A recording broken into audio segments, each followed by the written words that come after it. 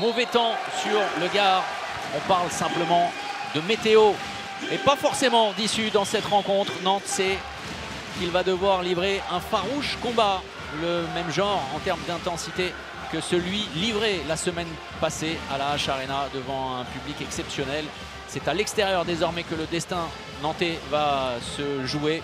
Le problème, c'est que face à eux, il y a des Nîmois revanchards après la défaite un peu bête face à Dunkerque.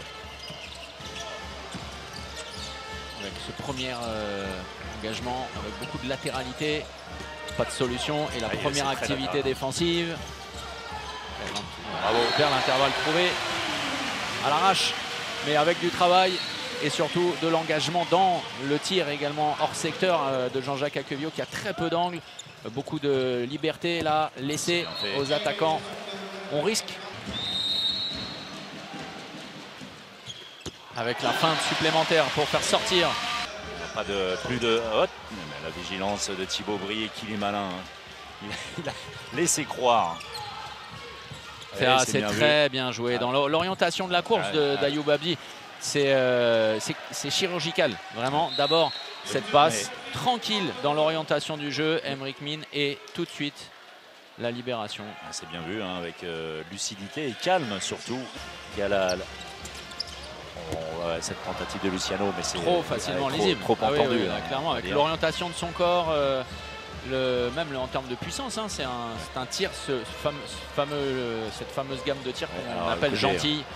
Ça ne pouvait pas mieux être. Pour illustrer ce que je commençais à dire sur la capacité, dans, pas forcément la contre-attaque, mais la montée de balle avec 2, 3, s'il faut 4, 5 passes. Ballon perdu et à nouveau la punition mal, hein. Avec Coldi, Odriozola. La punition, oui, se transforme en fessée même. Manque de précision du jeu nîmois parfois. Damien Gibernon toujours aussi efficace sur un poste d'arrière droit. Oui, et puis toujours généreux dans l'effort. Il faut mettre au moins ça. Juste.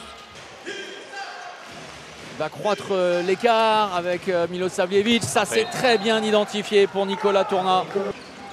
Gibernon, c'est raté. C'est finalement un dernier ballon. Les derniers instants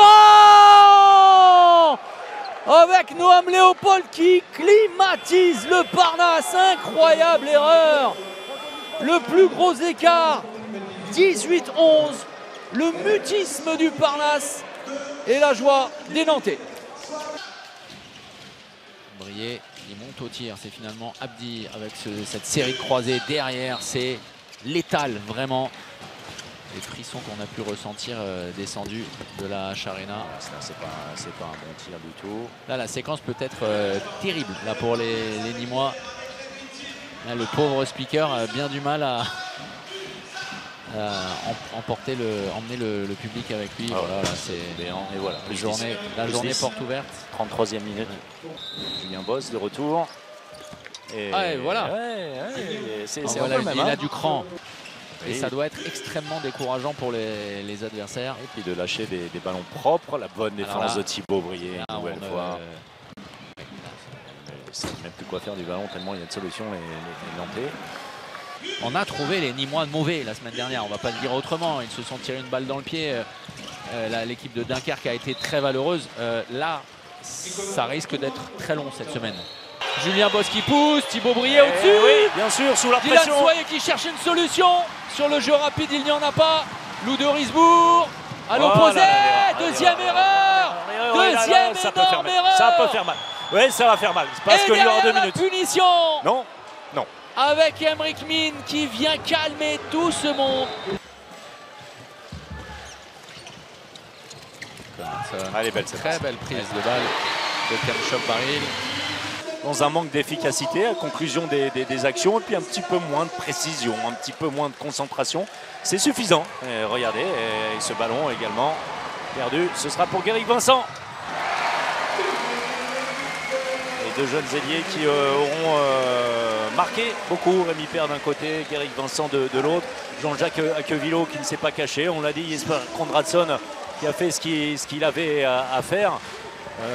Bon, après, ce n'est pas à nous de retirer les satisfactions ou insatisfactions individuelles dans une équipe. Mais bon, dans l'ensemble, Nantes a récité. La victoire nantaise. La confirmation après le beau visage affiché face à Montpellier la semaine dernière avec ce dernier but inscrit par Aymeric Mine, essentiel, notamment lors de la réaction nantaise après trop de relâchement, parce que Nîmes se sera peut-être donné les moyens d'y croire mais sera parti de trop loin. Nantes était trop fort tout simplement.